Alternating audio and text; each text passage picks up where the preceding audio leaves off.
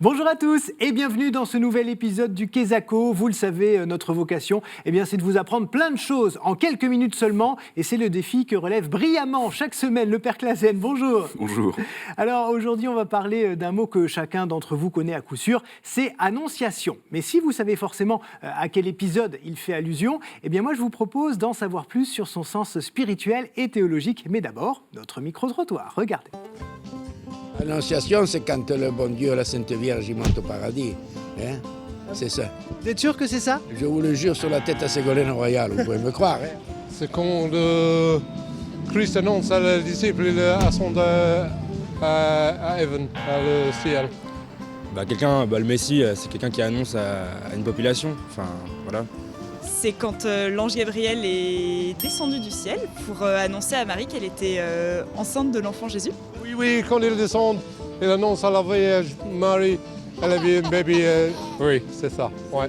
La salutation de l'ange Gabriel à Marie pour lui demander si elle était d'accord pour être la mère de Jésus, et son fiat, bien sûr, a été très important pour le salut du monde. Oui. Bon, étonnamment, ça a quand même un peu tâtonné avant qu'on ait la bonne réponse. Du coup, elle vient d'où cette fête ? Elle a été mise en place quand ? Oh, alors là, oui, il y a une véritable histoire tout à fait passionnante et intéressante. La chose nous vient de Byzance, 5e ou 6e siècle. 6e siècle, c'est Justin II, un empereur qui décrète de cette fête dans le calendrier liturgique. Les Byzantins ont été très rapidement, et jusqu'aujourd'hui, beaucoup plus marqués que nous, la tradition occidentale, par le mystère de l'incarnation. Et ils le déploient. Et nous avons adopté cette fête un siècle après. Ça n'a pas trop tardé quand même. À l'époque carolingienne, c'était fixé. Et alors, une petite question bête. Pourquoi l'Église a fixé l'Annonciation au 25 mars ? À cause du 25 décembre. Tout simplement. Oui. Mais racontez-nous justement. Le 25 décembre lui-même a fait l'objet d'un grand débat.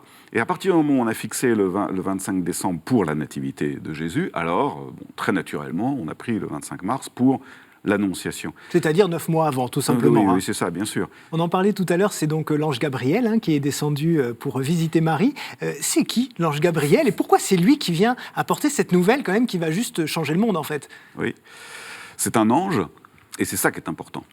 Alors, son nom veut dire quelque chose, et il veut dire force de Dieu. Force de Dieu, c'est-à-dire force agissante de Dieu. Donc c'est probablement pour ça que c'est lui, et pas Michael ou Uriel, qui est un des 4 archanges, ou bien encore Raphaël, Dieu guérit. Chacun des mots veut dire quelque chose. Mais c'est un ange, c'est-à-dire angelos, l'envoyé, le messager, il a quelque chose à dire. Et c'est cette parole qui est efficace. C'est à cette parole dont il est le porteur que Marie dit oui, qu'il fasse selon sa parole. Merci beaucoup, Père Clasen, pour toutes ces précisions. Merci à vous. Maintenant, vous savez tout sur l'Annonciation. Merci beaucoup de nous avoir suivis encore une fois. Et puis, je vous donne rendez-vous la semaine prochaine pour découvrir plein de choses sur le vocabulaire religieux. Ciao.